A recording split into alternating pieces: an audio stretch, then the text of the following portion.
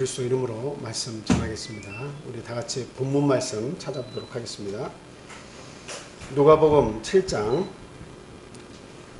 11절에서 17절까지 있는 말씀입니다. 누가복음 7장 11절에서 17절까지 있는 말씀입니다.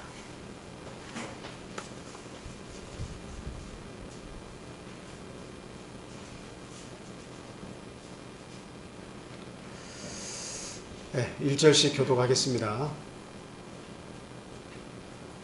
그 후에 예수께서 나인이란 성으로 가실새 제자와 많은 무리가 동행하더니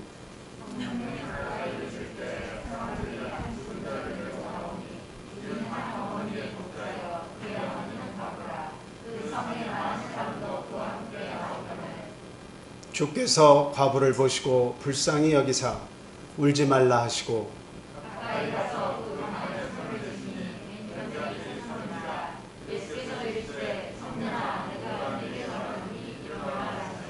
죽었던 자가 일어나 앉고 말도 하거늘 예수께서 그를 어머니에게 주시니 모든 사람이 그 어머니와 하나님께 영광을 돌려드리되 큰 선지자가 우리 가운데 일어나셨다고 또 하나님께서 자기 백성을 돌보셨다 하더라.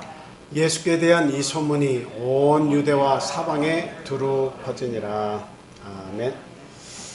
네, 오늘은 나인성 과부의 아들을 살리신 사건에 대해서 같이 생각하고 은혜를 나누도록 하겠습니다.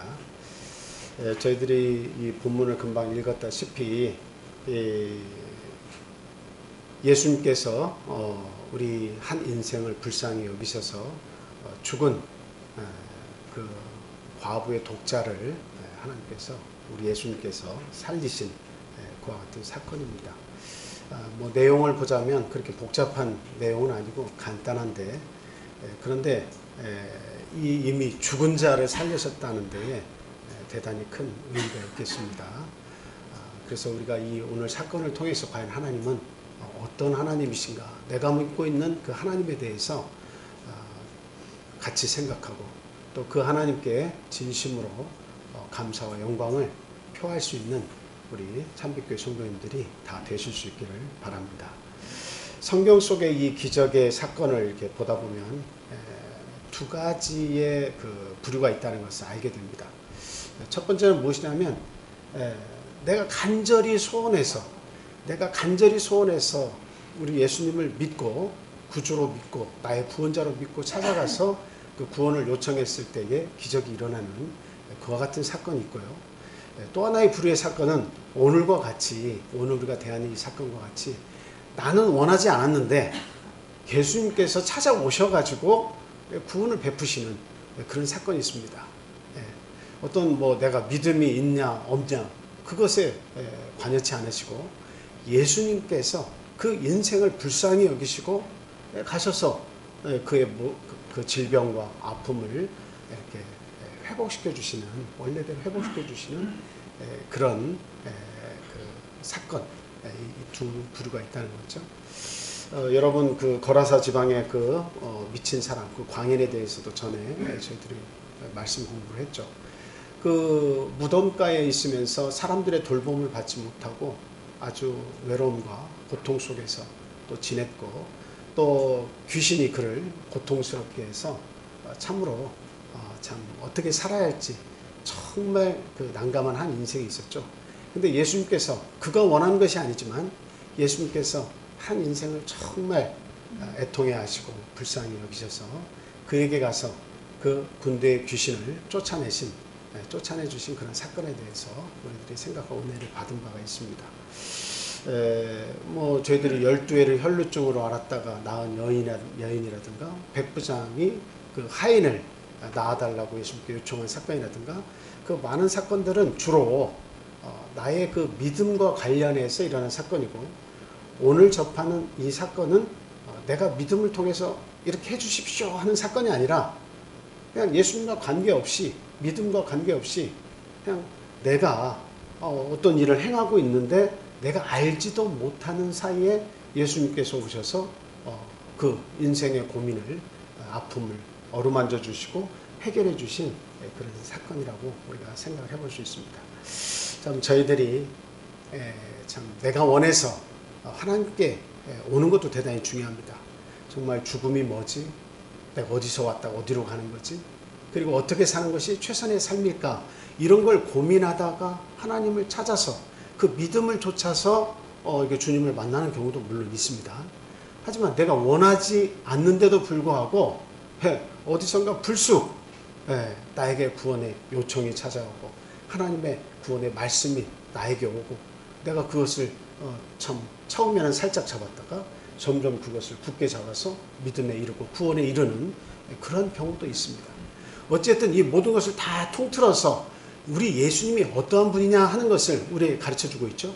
우리가 간절히 소원할 때도 하나님께서 만나 주시지만 우리 인생의 불쌍한 처지의 가운데 놓였을 때 우리가 원하지 않아도 하나님은 어떻다는 겁니까? 그 인생의 아픔을 읽고 계시고 그리고 위로하기를 원하신다 하는 겁니다. 우리 예수님이 이 땅에 오신 목적은 내가 섬김을 받기 위해서가 아니라 오히려 내가 섬기려 하고 많은 사람에게 나를 대속물로 주려 하는 것, 그것이 바로 예수님께서 이 땅에 오신 목적이다. 그렇게 성경은 이야기하고 있습니다. 또 누가복음 7장 18절에서 23절 말씀 잠깐 보겠습니다.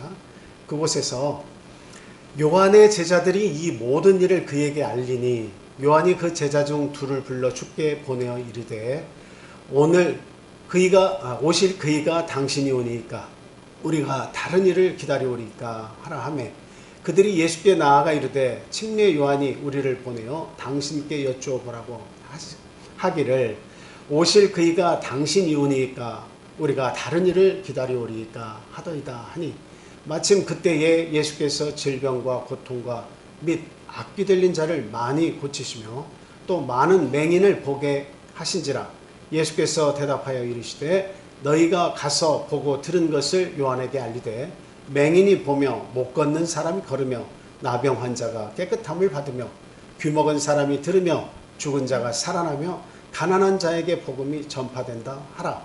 누구든지 나로 말미암아 실족하지 아니하는 자는 복이 있도다 하시니라. 그러니까 세례 요한이 예수님 오실 그이가 그 메시아가 당신입니까? 하면서 제자들을 보냈죠. 세례 요한이 예수님에 대해서 모르는 게 아닙니다. 그 예수님께서 세례 요한에게 나와오실 때에 몸둘 바를 몰라 했습니다.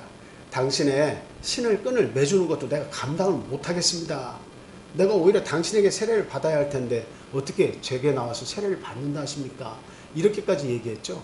그래서 그 메시아라는 사실을 알았지만 자기의 제자들을 보내서 그 예수 그리스도께서 메시아라는 사실을 확인하게 하고 그 사역에 동참할 수 있기를 이렇게 원해서 이 제자들을 보낸 것 같습니다. 그런데 예수님께서 하신 답이 뭐였습니까? 그것은 다름이 아니라 나에게 오는 많은 가난하고 연약하고 병든 자들이 다 고침을 받고 그리고 복음이 그들에게 전파된다. 그것을 통해서 내가 누군지 알아라. 그리고 나로 말미암아 실족하지 아니한 자는 복이 있도다. 이렇게 말씀하셨습니다. 이 말씀을 통해서 우리 하나님은 많은 교훈들을 저에게 주십니다. 당신이 메시아이시며 그리고 많은 고통받는 자들의 구원을 주라고 하는 사실을 우리에게 이야기를 하고 계신다는 거죠. 그래서 오늘 본문 말씀을 우리가 자세히 이렇게 살펴보면서 우리에게 어떤 교훈을 주시는지 하나하나 한번 살펴보도록 하겠습니다. 먼저 첫 번째는 예수님의 기적과 복음의 대상은 주로 가난한 자들과 연약하고 병든 자들이었다라고 하는 사실입니다. 11절 본문 11절 12절 말씀 한 번 더 읽어드리도록 하겠습니다. 11절 12절 본문 말씀 제가 다시 읽어드리겠습니다. 그 후에 예수께서 나인이란 성으로 가실새 제자와 많은 무리가 동행하더니 성문에 가까이 이르실 때에 사람들이 한 죽은 자를 메고 나오니 이는 한 어머니의 독자요 그의 어머니는 과부라. 그 성에 많은 사람도 그와 함께 나오거늘. 지금 예수님께서 가시는 곳마다 많은 사람들이 따라붙었어요. 근데 그 따라붙은 것이 예수님의 12제자와 어떤 소수 인원만 따라붙은 것이 아니죠. 지금 그 11절에 보니까 뭐라고 되어 있습니까? 제자와 많은 무리가 동행했다고 그렇게 되어 있습니다. 여러분, 많은 무리는 20명, 30명을 가지고 많은 무리라고 하지 않습니다. 여러분 예수님께서 행하실 때마다 그 12의 혈루증 가진 여인이 예수님을 찾아갈 때도 그냥 뭐 20명, 30명 있는 곳에서 잠깐만 비켜보세요 하고 간 게 아닙니다.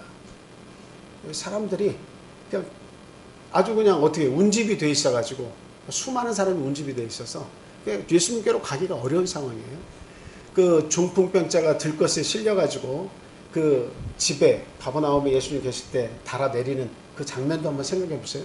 오죽하면 지붕을 뜯어가지고 거기에서 줄을 매달아서 예수님께 그 병자를 보냈겠습니까?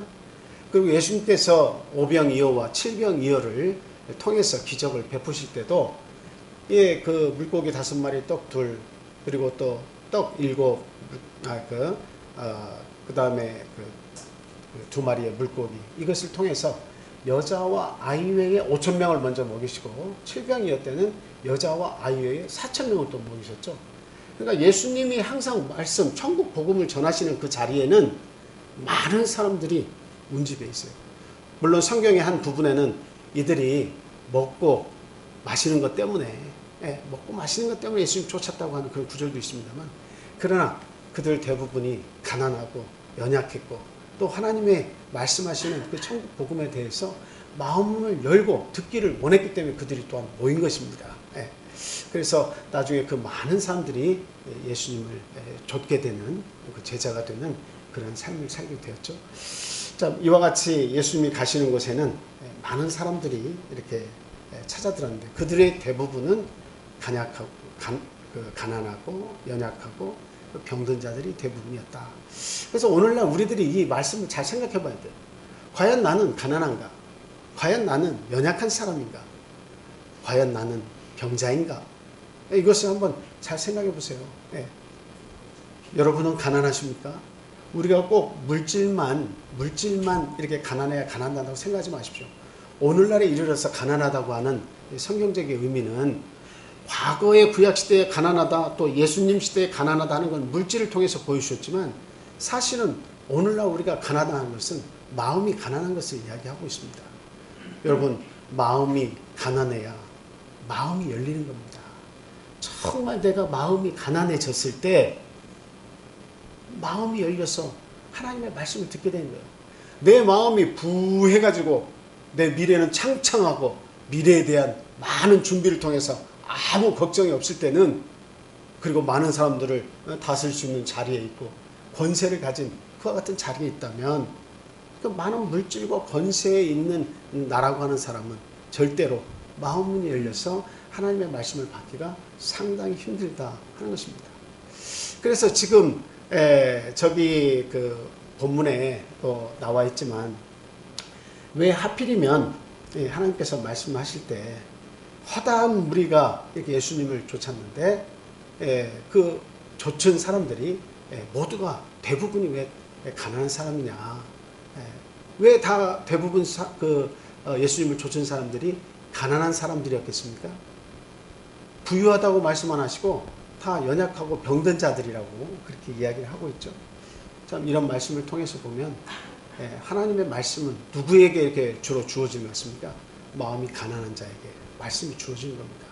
마음문을 열 수 있는 자에게, 그리고 내 마음이 고독하고 내 스스로에게 어떤 어려움이 있고, 그리고 나에게 어떤 질병이 있고, 그리고 내 눈은 있지만 영적인 세상을 아직 볼 수 없어서 그것을 갈구하고 정말 그 소망하는 자에게 예수님께서 찾아오셔서 그것을 하나님의 세계를 보게 하시고 그 사실들을 믿게 하시고 그 말씀에 순종해서 살아갈 수 있도록 인도하신다 하는 겁니다. 그래서 오늘날 내가 마음이 가난한가?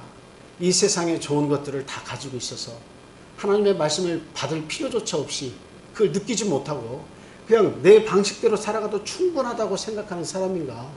물질이 부유하고 그리고 내 많은 지식이 내 머리에 가득 쌓여서 이 지혜와 지식, 내가 가진 것만으로도 충분하다고 생각하고 마음이 부해서 살아가고 있는가? 나는 고칠 것이 아무것도 없는 사람이다. 나는 정말 완벽에 가까운 사람이다 라고 생각하면서 살고 있는지 한번 생각해 볼 일이에요. 그래서 우리 주님이 기적을 베푸시고 천국 복음을 베푸시고 가까이 하실 때 그 마음 문을 이렇게 여는 자, 이들은 대부분이 가난하고 연약하고 병든 자들이었다 하는 것입니다. 지금 세례 요한에게 그 예수님께서 말씀을 하실 때도 부유한 자에게 복음이 전파된다 이렇게 말씀하지 않으시고 가난한 자에게 복음이 전파된다 이걸 전해라 라고 이렇게 말씀하셨죠. 여러분들이 아시는 성경 구절 중에 뭐 생각나시는 구절이 있습니까? 예수님에 관해서 어떤 구절이 생각이 나죠? 부자는 천국에 들어가는 것이 쉽대요, 어렵대요? 어렵다고 이야기하고 있습니다. 그 비유를 어떻게 말씀하십니까? 낙타가 바늘길을 통과하는 그것보다 부자가 천국에 들어가는 것, 그것이 더 어렵다 이렇게 말씀을 하고 계시죠. 그러나 하나님의 뜻이라면 어쩔 수도 있어요. 부유한 자도 하나님 나라에 다 들어갈 수 있습니다. 그러나 보편적으로는 어떻다는 거예요? 어렵다는 겁니다. 부자는 마음을 잘 열지 않아요. 세상의 물질과 많은 친구들과 또 권세를 누리고 있고 그리고 자기의 계획대로 모든 것이 다 이행된다고 생각하는 사람들은 마음을 열지 않습니다. 하나님의 복음의 씨앗이 그 속에 떨어지잖아요. 혹 살짝 떨어졌다 할지라도 그것은 그냥 귀신 마귀가 그래서 그 말씀을 가지고 나가 버립니다. 그것을 가지고 싹을 틔우지 못해요. 나중에 줄기가 자라나서 열매까지 이르러야 되는데 그 열매를 보지 못하는 경우가 많이 있습니다. 참 안타까운 경우죠. 그래서 저와 여러분들은 오늘날 이 사건을 통해서 예수님의 왜 수많은 사람들이 예수님을 목 놓아 쫓아다니면서 그 질병에 고통받는 자들을 데리고 오면서 그 질병을 이렇게 고침을 받고 또 나의 아픔을 예수님께 안에서 위로를 그렇게 받았는가 하는 것을 잘 생각해야 됩니다. 저와 여러분들은 온전하지 않은 사람들이고 죄와 많은 허물을 통해서 고통을 받을 수밖에 없는 그런 자들이죠. 오히려 우리들이 나는 아직도 연약하고 아직도 나에게는 잘못된 습관과 잘못된 여러 가지 행위가 나에게 있고 그리고 항상 이 머릿속에서는 좋은 계획보다 안 좋은 계획들 그리고 질투하고 시기하고 미워하는 증오하는 많은 일들이 또한 나에게 있고 또 이 세상을 어떻게 하면 이렇게 참 이렇게 뭐라고 할까요? 남보다 더 잘 살기 위해서 남을 딛고서라도 올라가고 싶어하고 그런 일들을 꿈꾸는가 하는 것을 우리가 한번 생각을 해봐야 됩니다. 우리가 예수를 믿어도 우리 마음속에는 여전히 그런 죄악의 뿌리들이 끊임없이 있어서 죄가 생산이 되고 있다는 사실이에요. 그래서 주님 앞에 나는 연약한 자입니다. 주님 앞에 나는 죄인입니다. 주님 앞에 나는 끝없는 죄의 그런 생산되는 일들을 통해서 고통받고 있습니다. 라고 주님 앞에 이야기하고 그런 모든 것들을 주님 앞에 다 아뢰고 그리고 십자가 앞에서 고침을 받는 그런 일들이 우리에게 있어야겠다 하는 사실입니다. 또한 많은 가난하고 연약한 자들이 예수님의 기적의 증인들이 되었다라고 하는 사실이죠.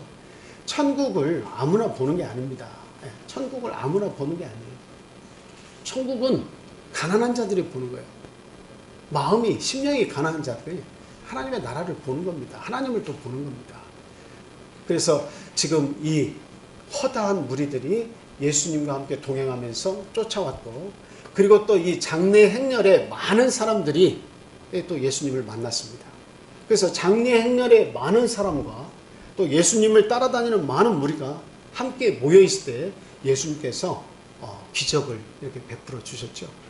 그래서 죽은 자가 살아나는 그 기적을 만났을 때에 너무나 많은 사람들이 그것을 다 보고 하나님께서 하시는 일을 예수님을 통해서 하신다 하는 것을 직접 봤다는 거죠. 그러면서 예수님에 대해서 이는 어떤 분이신가 하는 것을 고민하게 만들었고 그는 참으로 하나님께서 보내신 자다 하는 사실을 점점 깨닫고 알게 되었다는 겁니다. 그래서 거기에 모인 많은 사람들이 하나님께 영광을 돌리게 되었다라고 하는 사실이죠. 참 이와 같은 일들은 대단히 중요한 의미가 있는데요. 그것은 다름이 아니라 예수님께서 행하신 기적이 우리가 알고 있는 동화 같은 이야기가 아니라는 사실입니다. 예수님의 당시에 그 많은 사람들이 그 기적을 함께 체험했고 그 놀라움을 눈으로 보고 들었다는 사실이죠. 아니 관뚜껑을 열고 청년아 내가 내게 말하노니 일어나라 했을 때 관뚜껑을 열고 일어나서 앉기도 하고 말하기도 했을 때에 그 얼마나 놀라운 그런 일들입니까? 참 기가 막힌 일이죠. 너무나 참 깜짝 놀랄 그런 일입니다. 이와 같은 일들이 많은 사람에게 일어나서 그들이 증인이 되었다는 것은 그것은 예수님께서 생명을 주관하신 자다 하는 것을 우리에게 이야기를 해주고 있다라고 하는 사실이죠. 생명을 주관하신 자입니다. 생명을 주관하신 자. 죽은 것도 살리시고 그리고 이게 꺾어진 상한 갈 때도 하나님께서 그냥 꺾지 아니하시고 그 상처를 치유해 주시는 그런 하나님이십니다. 저나 여러분들이나 살아보니까 많은 상처와 아픔을 가지고 살고 있어요. 이거 누구에게 가서 위로를 받을 수 있습니까? 어떤 누구에게 가서 참 그 힘을 얻을 수가 있겠습니까? 사실 사람의 위로라고 하는 것은 다 한계가 있습니다. 아무리 큰 위로를 할지라도 내가 겪는 이 아픔을 상대가 겪기 이전에는 아무리 설명하고 아무리 아프다고 해도 그 상처를 상대가 대신 아파줄 수 없기 때문에 인간의 위로는 한계가 있습니다. 그러나 우리 예수님은 하나님이십니다. 우리의 모든 것을 알고 계신 분이시고 우리가 모르는 곳에서 혼자 눈물을 흘리고 외로움과 고통 속에서 허덕일 때도 우리의 주님은 딴 곳에 계신 것이 아니라 그 아픔과 슬픔이 있는 그 현장에 함께 계셨다 하는 것입니다. 그래서 우리의 아픔을 체휼하시는 하나님이시라고 하는 사실을 우리는 분명히 믿을 수가 있어야 되겠습니다. 그래서 지금 우리가 구약시대로 타임머신을 타고 돌아갈 수는 없습니다. 또 예수님 당시로 돌아갈 수는 없습니다. 그러나 홍해의 바다를 가르신 하나님 그리고 그 수많은 이스라엘 백성들이 그 벽이 된 홍해바다 물이 다 동풍에 이렇게 다 말라가지고 그 마른 땅을 바다를 마른 땅과 같이 건넌 그 수많은 백성들이 하나님의 그 기적의 주인공이 되었던 것처럼 그것을 직접 보고 느낀 것처럼 그리고 또 예수님께서 오늘 나인성 과부의 아들을 살리셨을 때에 수많은 사람이 죽은 자가 살아난 사건을 눈으로 본 것처럼 또 느낀 것처럼 우리도 역시 이 시간과 공간을 이렇게 초월해서요. 그곳에 있는 심정으로 이 말씀을 들어야 됩니다. 나도 거기 있다. 그 수많은 사람이 실제적으로 자기가 살아가는 도중에 예수님을 만났고 그런 역사를 눈으로 본 것처럼 오늘날 예수님을 믿는 우리들도 그곳에 함께 있어서 예수님은 생명의 주님이시구나. 죽은 자도 살리시는 그런 능력의 하나님이시구나 하는 것을 우리 모두가 참 그것을 같이 고백하고 느끼고 감사를 할 수 있어야겠습니다. 이렇게 복음을 받기 위해서 우리 또한 영육간의 치유를 받기 위해서 우리 모두는 내 마음속에 온갖 이 땅을 향한 욕심들 이런 것들을 하나하나 다 제거하고 온전히 마음이 가난해져서 하나님의 말씀을 받을 수 있는 생명의 말씀을 받을 수 있는 그런 준비를 하고 그 말씀을 받았을 때에 생명의 역사를 또 통감하면서 같이 느끼면서 사는 우리 성도들이 되어야겠습니다. 그 다음에 이제 크게 두 번째로 애통함과 절망의 순간에 포기하지 말아야 한다 하는 교훈을 저희들에게 주고 있습니다. 이 본문 말씀에 보니까 어둠의 그 단어들이 나오죠. 그리고 고통과 슬픔을 생각할 수 있는 그런 외로움의 단어들이 나옵니다. 과부. 참 사랑하는 남편을 잃었습니다. 그리고 참 홀로 자식을 키워야 하는 참 홀로 삶을 개척해야 하는 그런 외롭고 쓸쓸한 과부라는 단어가 나오고요. 거기에 또 독자라는 이야기가 나옵니다. 참 이 독자라고 하는 것은 얼마나 귀합니까? 얼마나 참 어떻게 말할 수 없을 정도로 귀합니다. 한 기독병원에서 있었던 일이라고 제가 한 책을 읽었는데요. 거기에 나온 이야기에 보니까 6명의 그 자녀를 두었는데 막내 아들이 교통사고를 당해서 이렇게 병원으로 옮겨졌는데 치료를 받다가 죽었습니다. 근데 이제 그 옆에서 그 부모들이 아주 그냥 넋을 놓고 막 큰 소리로 애통해하며 울부짖으니까 의사가 위로한답시고 등을 두드리면서 이야기합니다. 당신의 자녀들 아직 5명이나 남았는데 그 1명 죽었다고 이렇게까지 슬퍼하시면 되겠습니까? 나머지 5명 통해서 힘을 얻으십시오. 그 1명 죽었다고 이렇게 슬퍼해서 되겠습니까? 하는 그 말을 했어요. 자기는 위로한답시고 그거를 이야기했는데, 근데 이 말이 문제가 돼가지고 결국에는 그 병원에서 사표를 쓰고 나오게 됐다 하는 이야기입니다. 6명 중에 한 자식도 그렇게 귀하게 생각하고 통분히 여기는데 하나가 죽어도 이거 독자 아닙니까? 독자를 잃으면 자식이 없는 거예요. 그러니까 이 독자에 대한 애착이 얼마나 크겠습니까? 참, 내 살을 도려내서라도 그 아들을 살려내고, 또 내가 대신 죽더라도 그 독자를 살리고 싶은 그런 심정 아니겠습니까? 근데 이 과부의, 그리고 그 아들이 독자였다고 하는 사실이, 그러니까 아들만 보고 살았겠죠.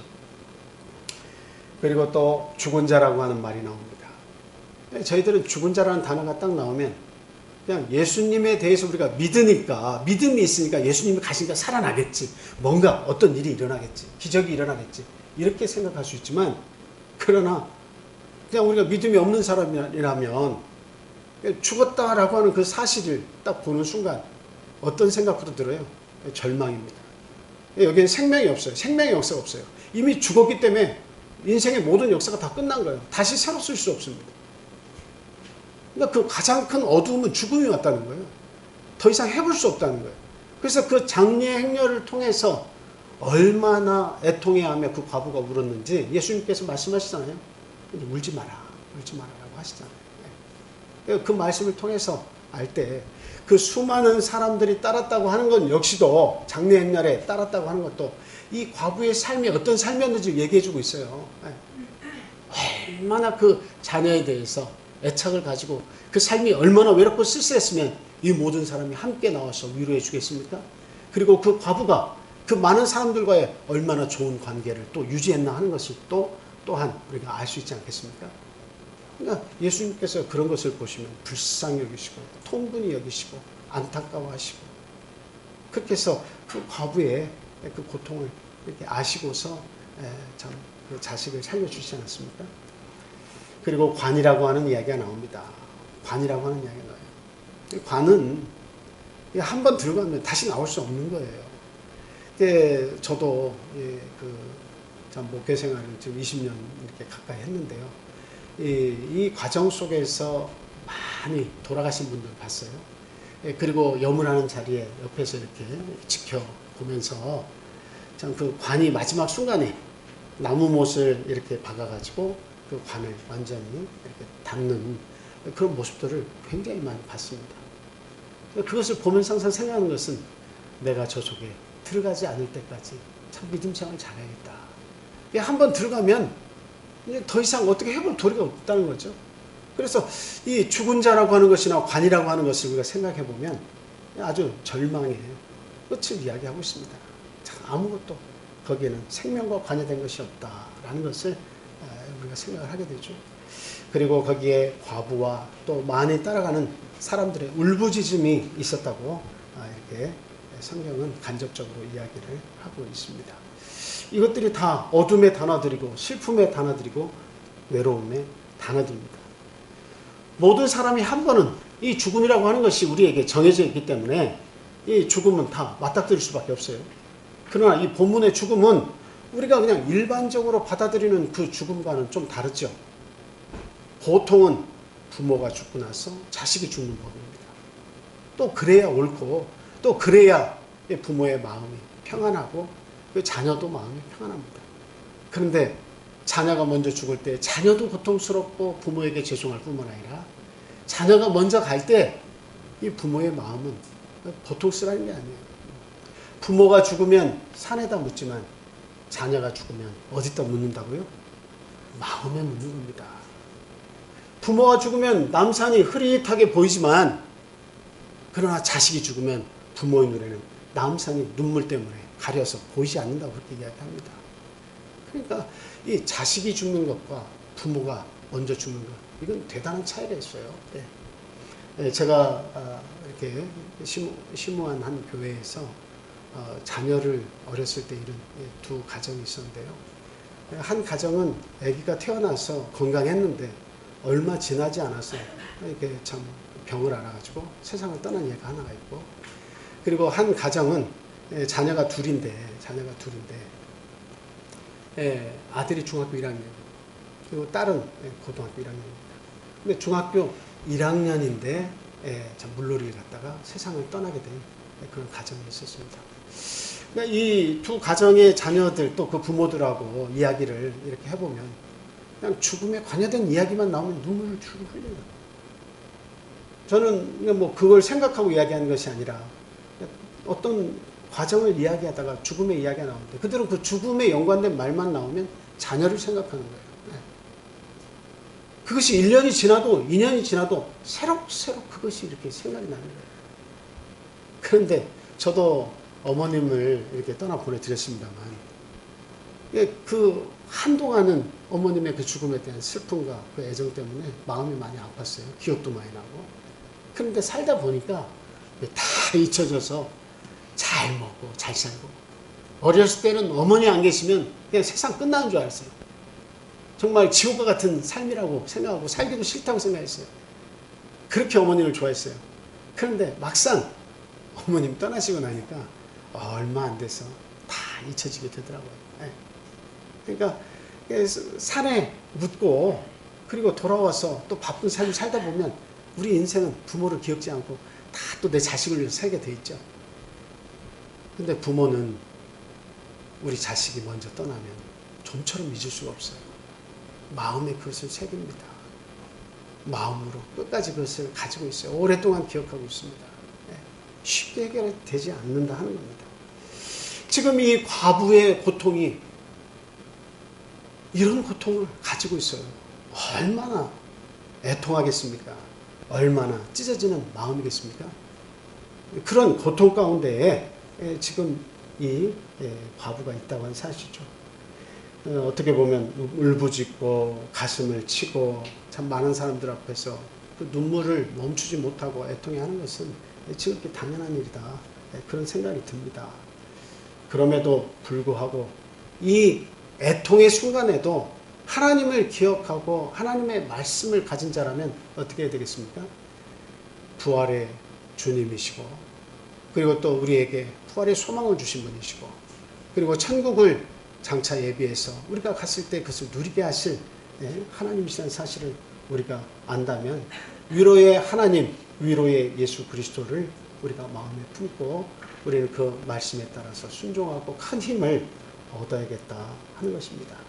그래서 반드시 우리를 위해서 모든 것을 내어주실 하나님, 당신의 독생자 예수까지도 십자가에 내어주신 그 하나님께서 어떤 좋은 것인들 우리를 위해서 희생하시지 않고 내어주시지 않겠느냐 하는 것을 우리는 말씀을 통해서 꼭 믿어 의심치 말아야겠습니다. 우리 로마서 8장 30절에서 39절까지 있는 말씀 한번 같이 읽겠습니다.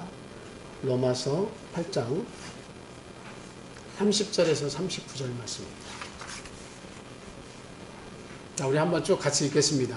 자, 시작. 또 미리 정하신 그들을 또한 부르시고 부르신 그들을 또한 의롭다 하시고 의롭다 하신 그들을 또한 영화롭게 하셨느니라. 그런즉 이 일에 대하여 우리가 무슨 말하리요? 만일 하나님이 우리를 위하시면 누가 우리를 대적하리요? 자기 아들을 아끼지 아니하시고 우리 모든 사람을 위하여 내주시니가 어찌 그 아들과 함께 모든 것을 우리에게 주시지 아니하겠느냐? 누가 능히 하나님께서 택하신 자들을 고발하리요? 의롭다 하신 이는 하나님이시니 누가 정죄하리요? 죽으실 뿐 아니라 다시 살아나시는 이는 그리스도 예수시니 그는 하나님 우편에 계신 자요 우리를 위하여 간구하시는 자신이라. 누가 우리를 그리스도의 사랑에서 끊으리요? 환난이나 곤고나 박해나 희근이나 적신이나 위험이나 칼이랴. 기록된 바 우리가 종일 주를 위하여 죽임을 당하게 되며 도살당할 양같이 여김을 받았나이다 함과 같으니라.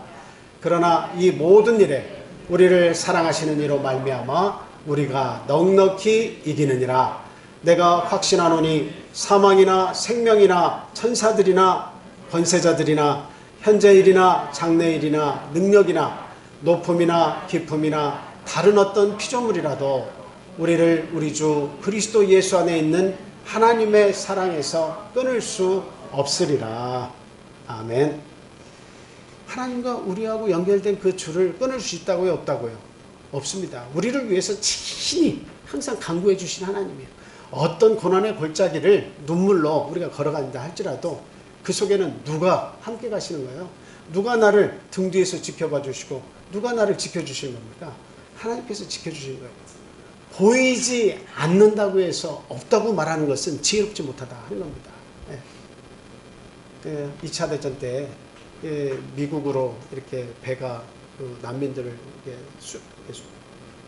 태워가지고 미국으로 이렇게 가는데 이게 다른 그 적군들이 배를 가지고 막 몰려들어서 그 민간 그 배를 둘러싸고 이게 막 이렇게 마치 포라도 바로 당장 쏴서 침몰시킬 것처럼 양쪽에서 막 따라붙었습니다.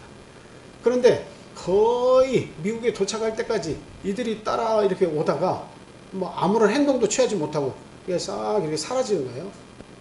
왜 그런 거 참 이상하다. 우리는 너무도 이 배에 탄 사람들은 너무도 막 긴박하고 너무나 무서워가지고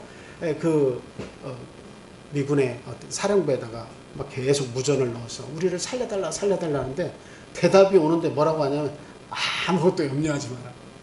아무것도 염려하지 마라. 이 대답만 계속 나오는 거예요. 근데 눈에 보이는 거는 아무것도 없습니다.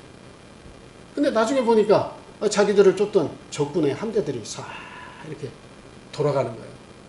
거의 미국에 도착할 때쯤 돼서 이제 막 사라지는 거예요. 알고 보니까 우리가 이 배가 도착할 때쯤 돼서 물 속에서 거대한 잠수함이 머리를 내면서 이렇게 올라오더라는 거죠. 보이지 않는다고 해서 없다고 말하는 것은 그것은 지혜롭지 못한 거예요. 내가 확인할 수 없다고 해서 존재하지 않는다라고 하는 것은 어리석어요. 여기에 종을 만든 장인이 있습니다. 그리고 여기에 시계를 만든 장인이 있고 컵을 만든 장인이 있어요. 모든 것에 다 장인이 있는데 이 식물을 만든 그런 주인이 없다고 하는 것은 말이 되겠습니까? 내가 보지 못했다고 해서 이 식물만큼은 저절로 생겼습니다. 이 세상 만물은 다 누군가가 다 만들어냈지만 그러나 생명은 저절로 생긴 겁니다. 이렇게 말하는 것은 참으로 어리석기 짝이 없는 거예요. 집마다 다 지은이가 있는 것처럼 우리의 집, 우리 육신의 집도 만드신 창조주가 있다는 사실을 우리는 결코 잊어서는 안 됩니다. 그 하나님이 생명을 주관하시고 그리고 그 하나님이 우리를 위로하시고 그 하나님이 우리와 함께 하시면서 보이지 않는 가운데라도 존재하시며 우리를 든든히 지켜주신다는 거예요. 우리는 그 하나님을 믿는 겁니다. 하나님의 나라는 믿음으로 받는 나라고 하나님의 천국은 하나님이 만드신 천국은 믿음을 가졌을 때 죽음을 통해서 하나님의 나라에 들어갈 수 있게 되는 것이다 하는 겁니다. 그래서 어떠한 마귀의 계계에서도 우리가 실망할 필요 없고 그리고 또 용기를 잃어서도 안 되고 좌절해서도 안 됩니다.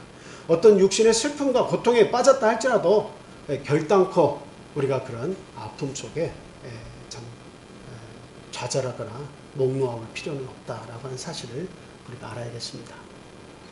그 다음에 이제 마지막 세 번째로 말씀드린 것은 하나님의 말씀은 기적을 만들어낸다라고 하는 사실이죠. 하나님의 말씀은 기적을 만들어냅니다. 근데 어떤 기적이었습니까? 예수님이 가시는 곳에는 예수님의 항상 말씀이 뒤따라요. 예수님의 말씀이 뒤따른다고 하는 것은 그 말씀이 어떤 말씀이냐? 생명의 말씀이라는 사실이에요. 예수님이 그냥 말씀하시는 것 같지만 그 말씀 속에는 한 인생의 억울함과 고통과 아픔과 애환과 슬픔을 다 치유해 줄 수 있는 그 힘을 가지고 계세요. 그래서 예수님이 말씀하시는 곳에는 그런 삶의 애환을 가진 자들이 많이 쫓았어요. 그 말씀을 듣고 굉장히 큰 위로를 얻었어요. 물론 먹고 마시는 이유도 있고 병자가 낫은 이유도 있지만 놀라운 천국에 대한 복음을 이야기하실 때 참 권세 있는 자와 같이 말씀하신다. 하나님의 놀라우신 말씀을 예수 그리스도를 통해서 많은 사람들은 듣고 그가 과연 누구인가 이렇게 생각을 하게 되었다고 하는 사실이죠.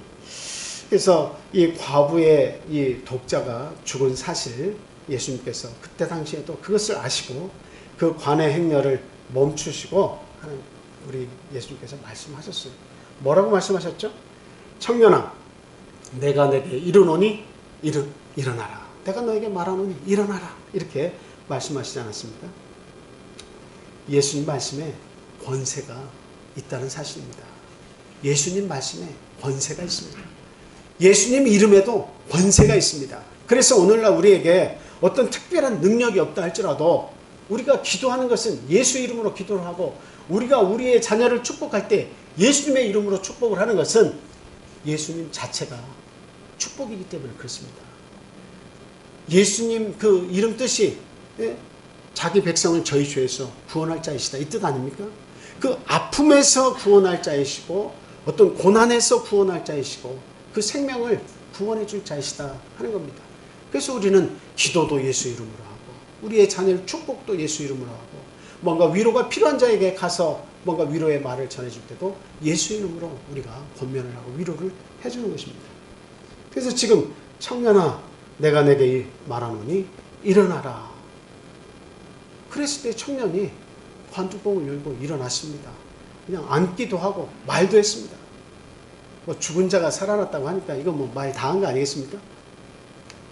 다른 모든 일들은 그럴 수 있어. 이거 뭐 어떤 그 마술 마술 같은 걸 통해 가지고, 눈속임을 통해 가지고 저렇게 할 수 있는 거 아닌가 의심을 해볼 수 있습니다.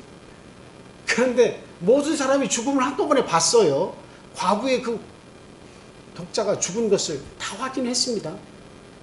관뚜껑까지 다 닫았습니다. 모든 것이 다 끝났다고 생각을 했어요. 모두가 다 울음 속에 젖어 있었어요. 고통 속에 있습니다. 근데 예수님께서 말씀을 통해서 그를 살리셨어요. 모든 사람이 그것을 다 보았습니다.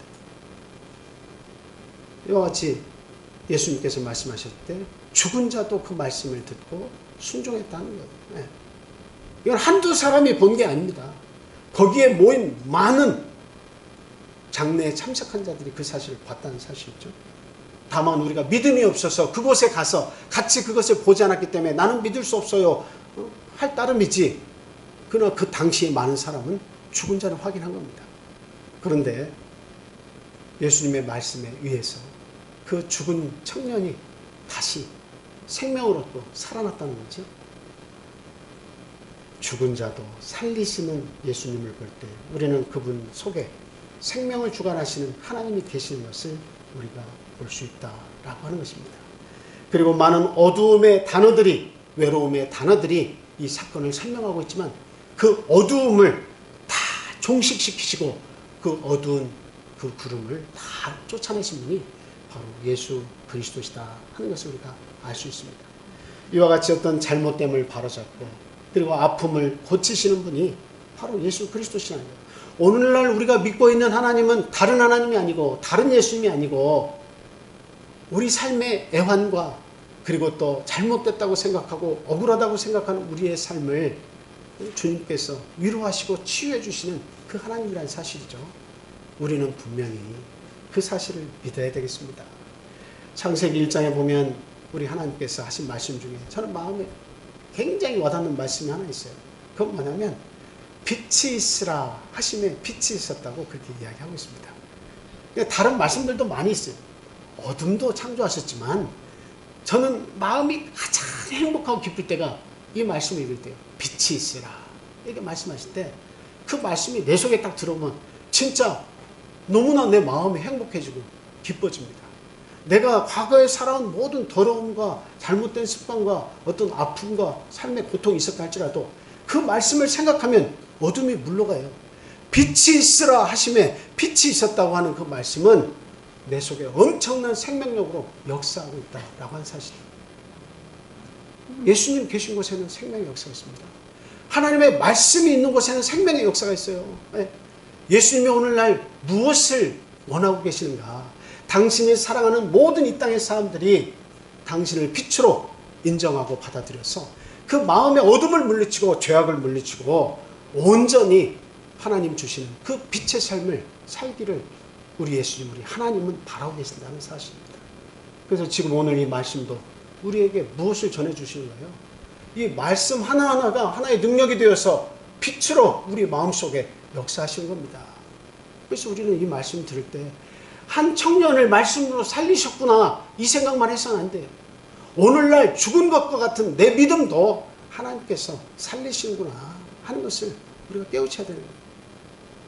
우리의 허물과 하나님에 대한 온전한 믿음을 갖지 못하고 형식적인 믿음에 치우쳐서 우리가 신앙생활하는 경우가 얼마나 많습니까? 나는 여러분들의 믿음 우리가 체크할 수가 없어요. 믿음이 얼마나 있는지 없는지는 우리가 알 수 없습니다. 내 속에 얼마나 깨끗하고 하나님이 찾으신 거룩이 있는지 저는 잘 몰라요. 그러나 이 자리에 계신 하나님은 저도 꿰뚫어 보시고 여러분들의 마음도 다 통찰하시고 꿰뚫어 보신다는 겁니다. 우리는 예수 그리스도를 내 마음 가운데 모실 수 있어야겠어요. 내가 뭐 10년 믿었냐 20년 믿었냐가 중요한 것이 아니라 내 과거에 어떤 슬픔과 애환의 역사가 있었느냐 그것이 중요한 것이 아니라 얼마나 내 죄악이 내 속에 큰가, 내가 얼마나 참 이런 죄악을 떨쳐버리지 못하고 살아가는가, 내 자신이 얼마나 연약한가 하는 것을 알 때 정말 중요한 것은 예수님을 내 삶에 초청해 드리는 거예요. 내가 그를 온전히 믿음으로 받아들이고 빛의 역사가 우리 예수님과 함께 하신다는 사실을 믿고 그분에게 순종하는 거예요. 그러면 하나님을 믿는 내 행위에 놀라운 역사가 있습니다. 축복의 은혜가 있습니다. 하나님의 말씀을 내 마음 가운데 가지고 있을 때 그 말씀이 내 속에서 살아서 역사하시는 거예요. 내 삶의 방향을 바꾸고 내 생각도 바꾸고 내 골수를 찔러 쪼개기까지 하며 나의 인생을 거듭나게 하시는 역사가 있다는 거죠. 그래서 저와 여러분들은 오늘날 청년에게 하시는 이 말씀을 나에게 하시는 말씀으로 알아들어야 되겠습니다. 청년아, 내가 내게 말하노니 일어나라 하신 이 말씀을 아무개야, 내가 내게 말하노니 이제 일어나라. 지나간 때가 족하도다. 네가 지나간 때 그렇게 사는 것이 족하다. 이제는 좀 깨어서 일어나서 열정적으로 한번 좀 살아봐라. 나를 믿어도 대충 믿지 않고 너의 영혼을 깨우고 살리는 나를 빛의 역사로 받아들이라 하는 이 말씀을 우리는 꼭 마음속에 인식을 해야겠다 하는 말씀을 드립니다. 자, 하나님과 하나님의 말씀을 이렇게 참 떠올리는 것이 대단히 중요합니다. 슬픔이 기쁨으로 바뀜을 우리는 체험하게 된다 하는 것을 말씀을 드립니다. 여러분, 그 룻기서에서 보면 나오미가 남편과 말론과 기른 두 아들을 데리고 모압 땅으로 베들레헴에 흉년이 있을 때 하나님의 축복하신 땅을 떠났죠. 그리고 그 떠날 당시에는 굉장히 부유했습니다. 근데 더 어떻게 보면 그 부유함을 지키기 위해서 모압 나라로 간 거죠. 근데 하나님은 어떻게 보시냐? 이 이스라엘은 축복의 땅이고 하나님이 관할하시는 땅이에요. 물론 다른 나라도 관할하시지만 하나님의 신이 보호하시는 나라예요. 하나님이 이미 축복을 하신 땅이죠. 근데 거기를 떠났다고 하는 것은, 어려움이 있어서 거기를 떠났다고 하는 것은 무엇을 얘기합니까? 축복의 땅을 떠나서 어떤 땅으로 간 거예요? 다른 우상신, 다른 신이 지배하는 그 땅으로 갔다는 것을 이야기해요. 모압에는 다른 신들이 있습니다. 그러니까 거기에 가서 잘 살아보겠다고 하는 것은 다른 신앙과 타협해서 거기에서 한번 잘 먹고 잘 살아보겠다는 거죠. 그런데 그곳에서 얼마 가지 않아서 남편도 먼저 보내게 됐고 두 아들도 더 먼저 보내게 됐고 그냥 아픔만 쌓였어요. 며느리 둘만 남았어요. 그 중에 한 며느리는 자기 민족과 자기 신에게 돌아갔다고 했습니다. 그런데 이 룻은 시어미를 딱 붙쫓았다는 거예요. 딱 가까이에서 붙어가지고 그냥 따라다녔다는 거죠. 당신의 하나님이 나의 하나님 되기를 원합니다. 당신의 백성이 나의 백성이 되기를 원합니다. 해서 따라갔어요. 근데 이제 이 나오미의 마음의 결정을 어떻게 한 것입니까? 저는 거기에 축복의 비밀이 있다고 생각을 해요.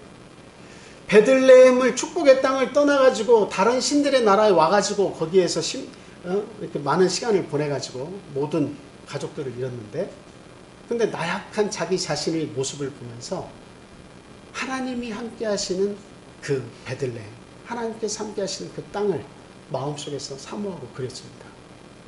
거기에서부터 뭐가 생긴 거예요? 내가 하나님께로 돌아가야겠다. 결국 돌아가서 나중에는 그 며느리인 룻을 통해서 자녀를 낳았죠. 근데 그 자녀가 나왔을 때 많은 사람들이 말하기를 룻이 자녀를 낳았다 이렇게 축복하기보다는 뭐라고 얘기했습니까? 나오미가 아들을 낳았다라고 축복을 해줬습니다. 회복시켜 주십니다. 하나님을 회복시켜 주십니다. 하나님의 그 권면을 들리지 않죠. 우리 귀로 들을 수 없죠. 그러나 영혼은 들을 수 있습니다. 그 들을 수 있는 귀를 가지는 것이 대단히 중요해요. 성경은 우리에게 들을 수 있는 귀를 가지라고 이야기합니다. 그냥 세상 사람들의 말과 세상 사람들의 정보만 듣는 이 귀가 아니라 하나님의 애통함과 하나님의 사랑을, 그 메시지를 들을 수 있는 그 귀를 가지라고 이야기하는 거예요. 어떤 분은 20년 가져도 그 귀를 못 가지는 분이 있어요. 어떤 분은 하루만 그 말씀을 들었는데도 그것을 들을 줄 아는 귀도 있습니다. 하나님 앞에 순종하는, 정말 믿음의 연조가 깊지도 않는데도 불구하고 하나님 말씀에 깊이 순종해서 깨닫고 기쁨 속에 사는 분들도 있어요. 오늘날 저와 여러분은 어떠해야겠느냐 하는 것입니다. 우리 하나님의 말씀을 내 마음 가운데 가졌을 때도 똑같은 역사가 일어납니다. 우리 예수님이 함께 하셨던 그 자리에서 그 절망과 사망과 애통함과 삶의 애환이, 그 눈물이 기쁨과 웃음과 그리고 놀라움으로 이렇게 바뀌는 역사가 있었지 않습니까? 오늘날 우리도 마찬가지예요. 예수님을 그냥 허투루 믿고 가식적으로 믿고 그리고 그냥 우리 겉으로 드러나는 어떤 가식적인 그런 믿음으로만 이렇게 가졌을 때는 이 깊은 메시지를 발견하지 못하지만, 그러나 내 마음문을 열고 그 하나님이, 그 예수님이 오늘날 내가 믿는 예수고 하나님이시다 하는 사실을 믿으면 그때의 역사나 오늘 나에게 역사하시는 거나 똑같다 하는 것을 발견할 수가 있습니다. 그래서 우리는 예수 그리스도, 그리고 또 예수 그리스도의 말씀, 하나님의 말씀, 그것에 대해서 우리는 마음에 간직하려고 애를 많이 써야 됩니다. 저는 슬프고 어떤 좀 뭐라고 할까요? 어두운 그런 삶이 찾아올 때 왜 없겠습니까? 아픈 일들도 많이 있죠. 그때마다 빛이 있으라 하시는 말씀을 많이 생각해요. 그 시편 23편을 많이 생각합니다. 어떤 그 고난의 골짜기, 눈물을 거닐지라도 하나님께서는 우리를 좋은 곳으로 안내하신다. 푸른 초장으로 우리를 안내하신다. 주의 지팡이와 막대기가 우리를 안내하신다. 이 생각하면 억울했던 것도 차츰차츰 물러갑니다. 마음속에서 그냥 막 울고 싶어라 하는 그 마음도 차츰차츰 빠져나갑니다. 그래서 어느 선인가 내 마음이 굉장히 밝아져 있는 것을 볼 수 있어요. 그리고 소망이 내 속으로 이렇게 들어옵니다. 소망이 들어가요. 소망이 생겨요. 이게 다가 아니야. 이게 다가 아니야. 내가 지금 이런 일을 당할지라도 시간이 지나면 하나님께서 나를 세워주실 거야. 똑바로 세워주실 거야. 그런 믿음이 온다 이 말입니다. 힘을 내게 되는 거죠. 하나님을 떠나지 않습니다. 하나님 우리와 그렇게 역사하기 원하세요. 그래서 우리는 하나님 사모해야 되고 예수 그리스도 사모해야 되고 그리고 성경의 말씀을 사모해야 됩니다. 우리 다 같이 시편 143편 6절에서 8절 말씀 보겠습니다. 시편 143편 6절에서 8절입니다.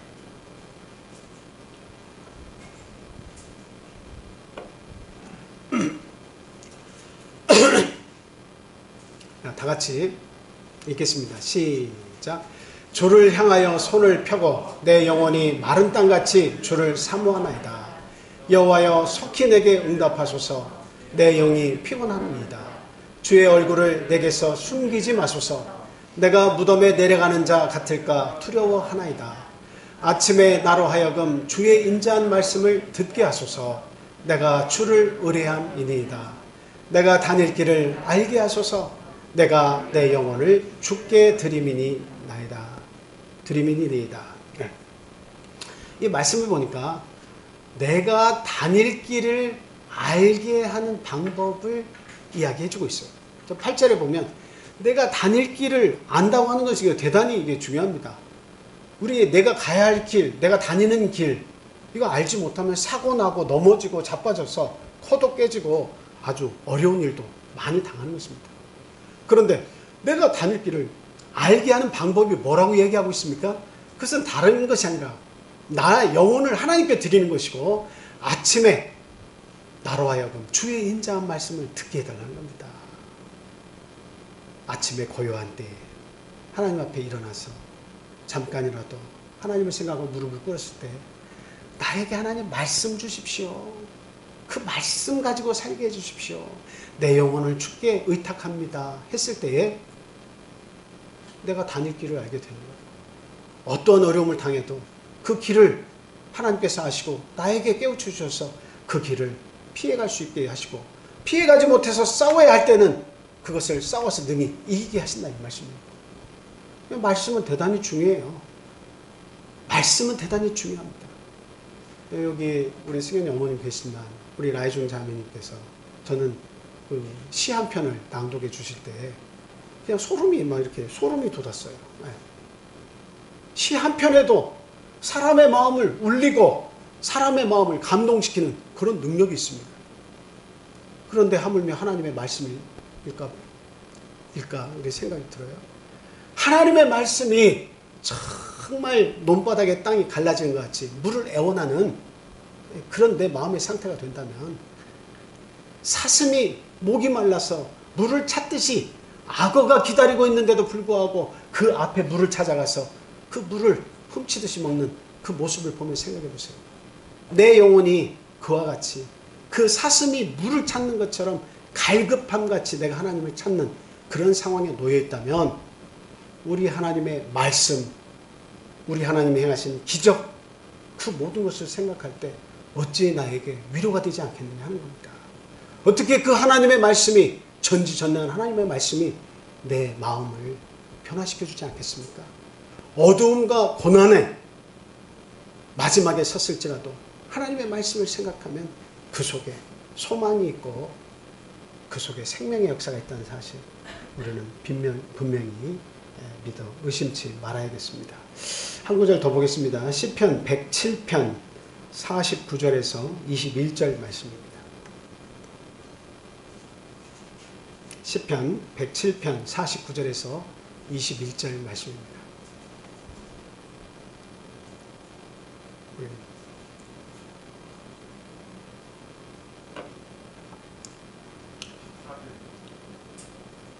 네, 107편 49절에서 49절이 아니고 19절이겠죠?